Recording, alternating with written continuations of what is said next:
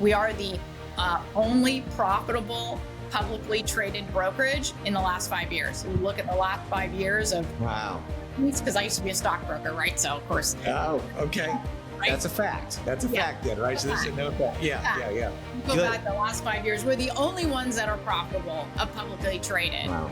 You do it cumulatively, the only one. And so obviously our company has money to reinvest in our agents and in systems and in doing just a better job of everything. Hey, good afternoon. Thank you so much for joining us. My name is Brian Stevens with Realtors of Faith, and I am super excited to have a guest with me here today. Karrie Hill is with eXp Realty, and we were chatting before, and I am in Florida and Karrie is in California. So we are opposite ends of the United States. And, it's kind of funny, Karrie, how people always kind of pair, California, Florida together in many ways. Like, it always happens in Florida or California. It starts in California, then it comes to Florida, right? I mean, so yeah. Yeah, that's true. And first of all, thank you for having me on today. And you're right. A lot of people leave California and go retire in Florida too. So yes. I had some friends do that, not actually pretty recently. Okay. Yeah. And our son-in-law, been about a year now, is from LA. So there you go. Well, congratulations. Didn't know about a year. So congratulations on that. Thank you. Thank you very much. Well, I am excited to chat about your real estate career, kind of where you are, that you can add some value to our audience today. And so I love the fact that we are partners together with eXp. And so I'm excited to hear about your career, kind of how you got started. So you and I have talked a little bit before, but kind of what motivated you to get started into real estate? What was part of your why? Why did you want to get into the business? Well, my why is probably a bit different than most. It was my whole past, obviously, that led me to the point of deciding to become a realtor, which was about 4 years ago, which is when I made the decision. And I had gone through several different careers in my lifetime. I started out as a stockbroker only because I couldn't get a job after college. I graduated from UC Davis and went there on Cal Grant A. So I was raised by a single mom, and so there wasn't a lot of money, but I had a good enough GPA to get a Cal Grant A. Super grateful still today for Cal Grant A. But anyway, I had decided to get a degree in economics, not particularly a great bachelor's to go out and get employed with. And then I discovered I could do a sales job. So I became a stockbroker, did that for a while, thought it was related to econ, really wasn't. And then made enough money to go to law school. So I went to law school and came out of law school. I was working as an attorney in San Francisco, really long hours. I had 3 kids. Then I had the misfortune of getting a divorce, and my ex-husband left the area, and I was the 100% parent of 3 small children. Yeah. Decided I couldn't be away from the house as long anymore. So I started trading stocks for a living because it was related to what I had previously done before. And I did that for 15 years. In an office by myself, that was fine. And then my kids got old enough to go on with their adult lives in college. And I'm like, why am I doing this? It's stressful. I'm having to get up super early, like 4 or 5 a.m. to get everything going. And I'm like, I don't want to do this anymore. And during that whole time, I had done a little bit of buying and selling homes for myself. And I always had a big interest in home renovation, loved HGTV. Had one home build, so saw that progress of how that's done. And I thought, hey, I'll become a home flipper. So this was literally 4 or 5 years ago. And I thought, so I think I want to flip homes. That means I'm going to need to make a lot of appointments with realtors to see the inside of these homes. And that's a downfall for me. I don't like to make appointments. So I was like, I don't even like to get my hair cut, because I don't want to make the appointment. So sorry if it looks off. It's usually literally my husband that makes my hair appointment. So funny. That's so funny. So I didn't want to do that. And so I thought, you know what? I think I better become a realtor so that I won't have to call realtors to make all these appointments. And that's when I found out that in the state of California, since I have a law degree and I have, property, was a part of my law degree that I just had to take the exam. I didn't actually have to take That's right. courses. That's right. Yes. So I did study for it. It is a hard exam. Yes. Took it, passed it, became a realtor, thought, hey, now I'm going to start flipping houses. Then I found out I had to join a brokerage. So I'm like, what's going on here? I'm like, well, so I went out and I interviewed with like Sotheby's and Compass. Wasn't really impressed. Oh, Vanguard, a couple more. Wasn't impressed by both the upfront money that it was going to cost me here in Marin County. Most of them charged just like $2,000, $2,200 just for E&O when you haven't sold anything. Wow. Just to sit down there, and then there's everything else, desk, franchise fees. All that didn't seem to make a lot of sense to me. And so I started to looking online, found EXP, thought, this is like what I would want. Of course, I found the other cloud-based as well, but I didn't find them to be, I don't know, not the word's not legitimate, but not as established, which of course they're not, because they're all newer. EXP. They're all following us. That's right. EXP is the model. And I like that idea. I liked all those kinks worked out. I liked, the amount of support, the amount of training, all of that. So I was like, this is it. So now I'm ready to sign, on the dotted line for EXP. And then I'm like, what's a sponsor thing? It came up in things that I was looking at. I'm like, oh no, now I got to back up and find a sponsor. So then I spent a lot of time researching that and landed on Mike Sherrard, as did you, because of the YouTube. I thought, hey, that's something I could do. Now, mind you, at this point, I was still thinking I was going to be flipping houses. Right. But I thought that kind of sounds like fun. I could imagine doing that. And since I didn't like to make appointments, I didn't think I was going to like to work with clients, frankly. But in any event, I did go down that path. I signed up. I started looking at the YouTube training, thinking that was fun. And about then, some of the things in the market here were kind of crazy. So I was like, okay, I'm not going to flip a house for a bit of time. So I might as well do this. Yeah. So I started doing YouTube. I was fortunate enough to get my first lead 3 months later for a $3 million buyer. So that was a super nice start. And I found out I actually really enjoyed making appointments and going to see people from my YouTube channel. So that was a complete surprise. What I found is that people who call me, well, something about me resonates with them. I don't know if they like me or whatever it is, but when I meet up with them, it's just a really nice rapport. And I found that everybody who's called me, I have really liked them. Nice. So these clients that I've gotten from that have literally become my friends and really people that I love, that I really enjoy spending time with. So suddenly appointments is not an issue, because it's like if you're making an appointment to see a friend, well, of course. Of course I can make that appointment. It's getting my haircut, that I don't want to do. Yeah. So I've ended up really liking the job. And in fact, I've never flipped a house. I just started doing this job. I found YouTube to be a great way to do what I want to get done and successful for me. My first full year in real estate, I capped, which is a big deal for EXP and probably for a new agent as well. Yeah. And anyway, so I've really enjoyed it. So that was a long answer.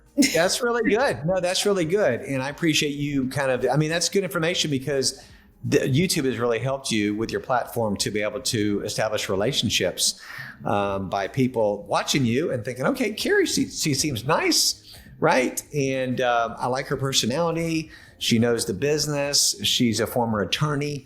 So guess what? You're probably very good at paperwork, and I wouldn't want to argue with you. And you're better at reading the rules. And you know what I'm saying? I mean, there's always whatever strikes with other people, the rapport, it really helps you with your rapport. And it sounds like it's worked really good for you. So that's awesome. So you've been in the business for 4 years now. What do you think? What's been the biggest challenge for you in your 4 years in the business? Well, since I was really working in YouTube, my biggest challenge was going through the process of making that work more like clockwork. So when I first started, first of all, my videos were terrible.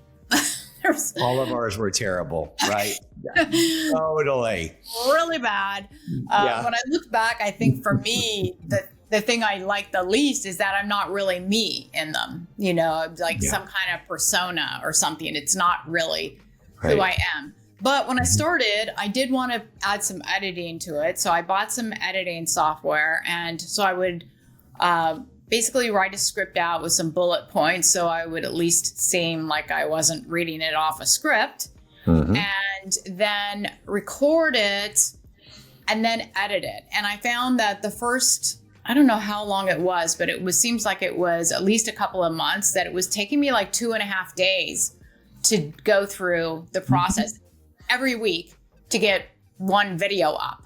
Right. And, that's when I learned that, you can go after leads with money, or you can go after them with your time, but your time is expensive too. So if I'm spending 2.5 days on that. Anyway, it started to speed up for me, and I got it to more like, I went from like 2.5 days down to probably like 5 hours. And then I started to do more videos, and that was going okay as well, but it was still taking a great deal of my week up. Yeah. So, moved out. I eventually learned how to batch my content. So now I film all my videos for the month on the same day. And I also, since quite a while ago, I did hire an editor. I think I did them for at least a solid year and a half, just me editing. Okay. And of course I got faster with that too, obviously, just a ton faster. But then I found an editor to do it. So then that became, now that works clockwork too. Even that, you have to figure out how you are communicating to somebody else what you want. And so I eventually worked out like a template so that my editor knows what I want in each video, but it's mainly just a copy of the same template. It goes on the top of my scripts. So when it goes off to her, she has everything that I'm going to say, plus this guide on how to edit it from her standpoint. Yes. And then I get it back and I post. So that was the big thing. That was the big shift for me, was going from that amount of time consumption to batching the content and having the editor and making that all work a lot smoothly. And then I actually did go up in videos. So I originally started with one. I think at one point I was doing 3 a week. Okay. And now I'm back at 1 because I'm at a different stage. And having done this, I've already done all the pros and cons of every little town in my county, which, by the way, there are 27 different little cities and towns in Marin County where I live. Wow. They don't all have super cute little downtowns, but so I covered all of those. Nice. And then, of course, I have to update it. And your 5 best things, 5 worst things, all that kind of stuff. And now I mainly do market reports, and that is really my mainstay. And I really enjoyed doing that because it takes up 3 of the videos I do every month, which makes it very simple for me. Good. Because again, I film all on the same day, and then just one other, whatever I feel like kind of video. Anyway, that's really worked out well for me. So. Okay, you've really dove deep on YouTube and editing, and so you really got it down pretty quick for, a short amount of time, I would say. So would you say YouTube's been one of your biggest lead generation sources so far that you have as you've been in the business? Is that what you kind of really try to narrow down on, is YouTube? Yeah, by far. When I decided to go into real estate, everybody I know in Marin County knows 10 agents. So I didn't want to reach out to my sphere. So I knew I wanted to do something outside of that. And the YouTube appealed to me. And literally all of because now I get some referrals because I've been doing a while now to have the people I work with know somebody, right? It's virtually all YouTube. So, which has been really great for me. I once got some advice. It was from another person at EXP who's not in the Wolf Pack. But it was one of those resonating things that, for people who are like, oh, there's too many people in my town that do YouTube, or, no, I won't be good at it. And I liked her advice. It was that you're looking for the people who are looking for you, right? That we're all different, and we're going to resonate with different people. And it doesn't matter if there are other people in your area doing the same content or doing the content, because you're just for the people who are looking for you. That's true.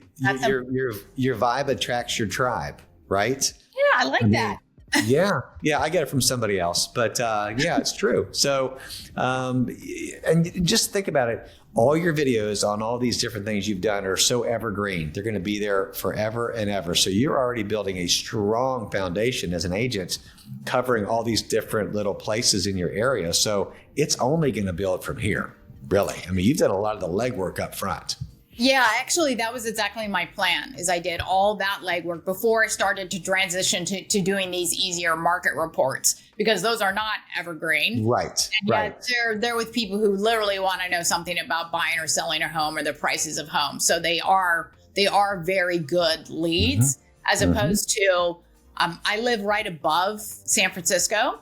So one of my biggest videos that I had out first, as far as views, was a walking tour of Sausalito, which is just north of San Francisco. But of course, who's watching those? People who are visiting San Francisco and want to go to Sausalito. They're not buying or selling a home. So, and in fact, there's a lot of that in doing the pros and cons in every little part of Marin County. Yes, it is evergreen. That is good. But it does attract a lot of people who are just visiting. Yeah. And then also it attracts a lot of people who've never lived here. And then they come here, they already know the pricing, because Marin County is very expensive, but I make that very clear in my videos, of course. But sometimes they get here and it's easy to like, no, I can't do it after all, right? Because they don't have a reason that they have to be here. Okay.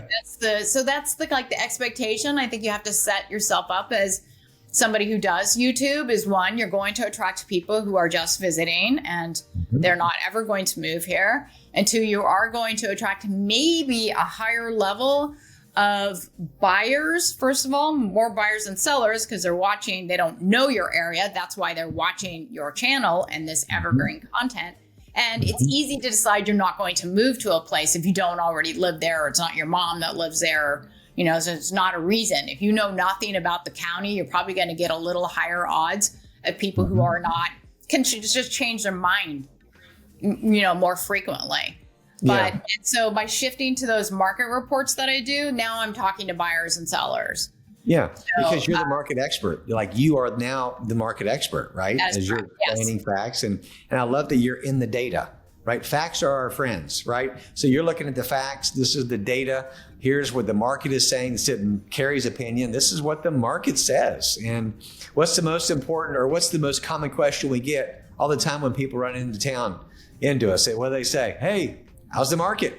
How's the market? I was just somewhere this morning, Walgreens, getting something. And one of the managers there said, hey, Brian, how's the market? I said, no, it's pretty good. Not bad, but it's, and then you can answer that. Well, it depends. Are you thinking about buying or selling? Right. So, but I always try to be glass half full, right? The market is fine. The market's good.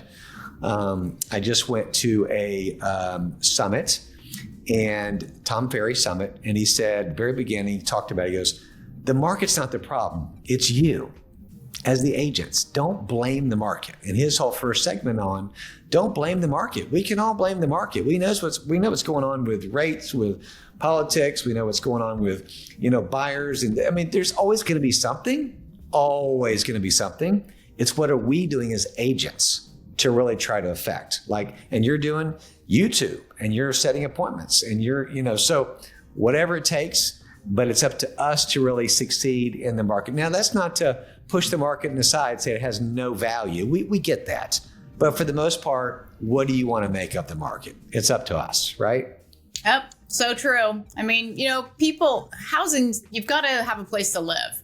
So, some people need to move. Some people want to move. And there's always a right place and a right time to do it. But I think that people, unless they're investing, it's like our lifestyle, the way we want to live our life comes first, right? Move on. It's like the people in Marin or across the whole United States that felt locked in by the mortgages before because they have lower rates. At some point, they just put their hands up and go, I can't wait to live my life any longer. So I need to sell. It doesn't really matter about the money situation anymore. I mean, these are our homes. So it's great to be in a profession where we can help people solve their problems and find their dream homes. You said it, helping people. That's what this business is all about, right? I mean, the ultimate goal is just to help people. So real estate and you're in your average price is what, where you are, ballpark? What's your average price in your city or your area? Price is around 1.8 million.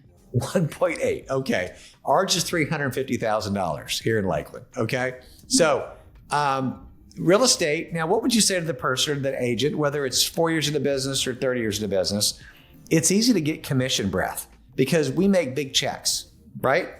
On a $350,000 home, it may be 10 grand. On 1.8, I can't even do the numbers really quick. It's tens of thousands of dollars, right? So, and again, there's nothing wrong with the money. We got to earn a living, and it's nice, right? It's wonderful. But what would you say to that agent who just thinks I'm only going to do real estate because of the money? That's going to be my focus. What would you say to that agent? That will never work. It's just not about that. It is about providing value to people without an expectation that you're going to get paid for it. And I think a lot of agents go wrong there, and they also do not recognize just how much work it is. It's very long days.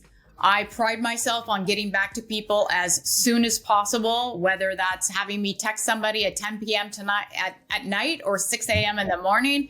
And I prioritize that. So, and you have to actually try to do that. So for example, people that call me on the phone, I don't pick up my phone unless their name is on my phone, so it's one of the first things I do is to gather a number with their name on it so I can prioritize answering it. So I'm not going to answer the phone for everybody without that, because then I can't get to the people I need to get.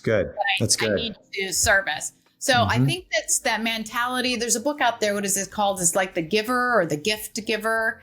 It's just about giving, right? That if you go into the mentality instead is that you want to give and you just want to help people, then the commission is going to flow naturally. But it's all like relative, right? So yes, our houses are 1.8 million, but guess what? It's pretty expensive where I live in my own house too, right? And everything's expensive. As an agent, things are more expensive here. And do I spend more time with clients than maybe at a lower price point? I don't know, but I do spend a lot of time with clients. So it all just kind of works out. But I think that it's probably, in some ways, it's nice to be in a high price point, but at the same time, there's a lot that comes with that. So maybe it's just not really that different. But the whole thing is if you're just doing it because you think there's going to be money in it, there's probably not going to be money in it for you. Yeah, that's not the good long-term approach, is it? It's going to catch up with you. So really quick, luxury space. Let's just go there really quick because you're in the luxury space, and I saw on some of your marketing, you're luxury, right? And you like luxury. You're kind of in it as a default purchase price. Oh boy, how can I structure this question? And any difference and specifics in working with luxury clients versus non-luxury clients? I know we try to treat everybody the same, and absolutely. Do you find sometimes the luxury clients will be a little bit more, they want to be tailored to, they want quick responses, they're more professionals because they're luxury because they're already successful, they're selling a big home, and they probably have a good job and they know their stuff. So do you feel like sometimes you have to level up your service with the luxury clients? Again, I'm being very general here, but any thoughts on that? Yeah, I don't do that. Everybody gets the same service, and I would give the same service to. I mean, we do have some things that are like 200,000 here too, like trailer, mobile homes, and some condos for retired people. Those usually have huge HOAs, of course, huge, but the price can be low. So no, everybody deserves the same, and I don't find that my luxury clients are any different either. I provide the service that they would expect, and I provide that for every price point. That's awesome. So I don't notice the difference. And once in a while, you'll catch a luxury person who may not be as nice. This actually hasn't happened to me. It happened to another agent I was talking to just recently, and they had left the listing behind. It was actually a $16 million listing. They didn't take it because the person was like, they said, dropping F-bombs to them and basically just being rude. And this agent just didn't want to work with them. So that's never happened to me. Probably began because people reach out from my YouTube channel. So they already know me, but, or, think they know me. Yes. So I've never had that happen, but I would be onto that as well. If that were to happen, that it's really important for me to also work with people that are respectful in the way that I am. And I just want to bring as much service to it. So for me, there really isn't any difference in working with a luxury client or not that price point. I love that. I think that's awesome. Yeah. We're treating everybody equal, and that's what you're going to get whenever they work with you. So I think that's fantastic. Just a couple more questions. So what are your strategies that help you maybe stand out, right? So besides YouTube, what else makes people want to work with Karrie? What do you think you offer to your clients that when you're out and you're going to list, you're going to list their home, you're going to show them homes? What is a little bit of your difference maker that would separate you from other agents? Well, here in my area, it's a little easier because people are not very technical. We have a lot of traditional brokerages that are a big part of this market. And so literally all the social media I do does separate me. But there's also other things, right? So when I show up with a buyer or at a listing presentation, I do have a buyer presentation to put out on an iPad or on my laptop, which is about 18 pages long. So with a buyer, it talks about me, it talks about EXP and all of the great things that we have going on here. It also describes not only the process, which most people can see. I mean, you can Google that and see these 8 steps to buying a house. But I took it out and broke it out into what I do for them at each step. Good. And I wanted to do that because so much of what we do ends up being a little bit of behind the scenes. And, clients are unaware that we're not just opening a door and writing a contract. And that means we spent like 2 hours on this whole thing. There's a lot that happens behind the scene that takes a lot of time. So I took all those and I put it in each part of the buying journey so they know exactly what I do. And then I walk people through each one and I let them know that, I'm the person who's always here, and I start a really good rapport so that people can contact me anytime they're thinking about anything, and I can reach back out and answer that for them. And then the listing side as well, I also have my presentation, but I believe in seeing the house before I render opinions. Yes. So I don't show up with a CMA, which I remember back before I was a realtor, all the people that I interviewed showed up with a CMA without even seeing my house. So I personally don't believe in that. It's nice to have an idea, right? And a range. Yes. But I don't render that without doing that extra work, because as you and I know, the way the house looks on the inside is everything. It can't see it in a CMA without doing that work. So I think I separate myself by being able to present what I do, both on YouTube, showing up and presenting what I do again in still, a technical format. And that makes me very different than the agents here in Marin County. Yeah. So many agents we're behind, with tech, right?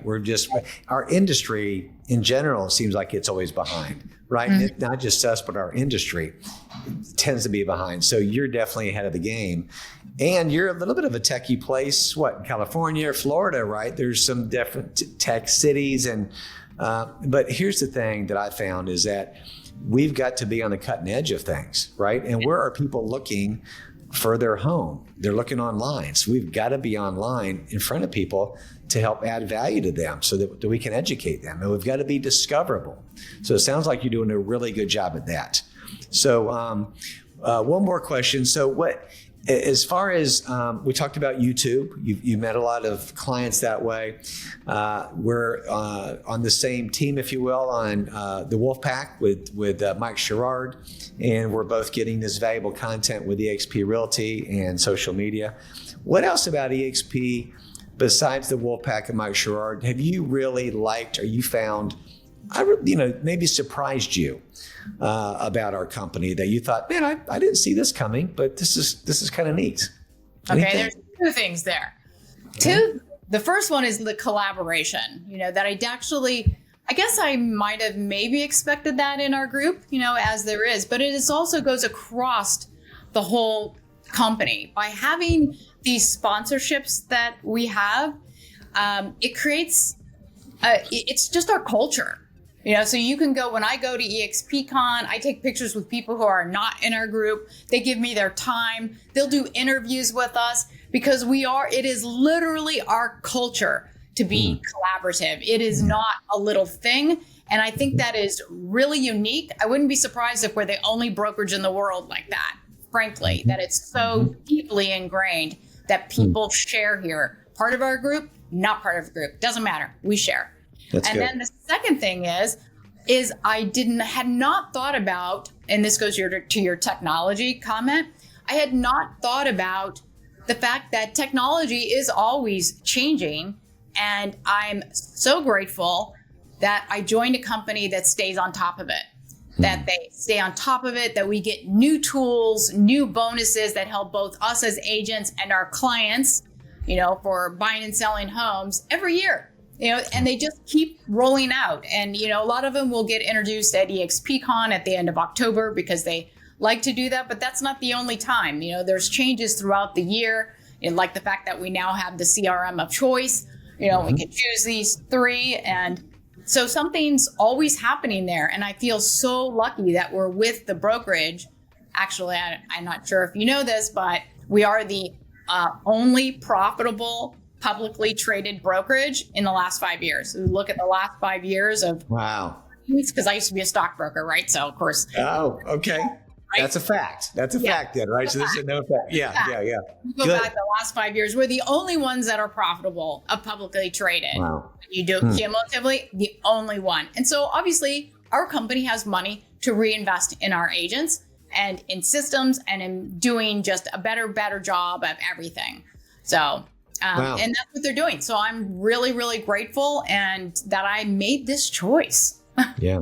That's awesome. Thank you. That's well said. I really appreciate that. So, well, thank you. I really enjoyed this today and have learned a lot about you and even further excited about our company. And so if I'm going to link all Karrie's information below. So if you want to get a hold of her, connect with her via text, via phone call, email, we'll link all her information below. Karrie, thank you so much for joining. And what is, if somebody wanted just to quick connect with you social media wise, how should they do that? Social media wise, if you put in just my name, Karrie Hill, like Karrie, different spelling, right? Hill, Marin County, they'll probably land right on my YouTube channel. Okay. And subscribe so you can watch more of her cool videos and get to know the area. That's right. That's right. Awesome. Thank you so much for having me on today, Brian. It was fun. Thank you, Karrie. Really enjoyed it. Have a good day. Thanks. You too. Okay.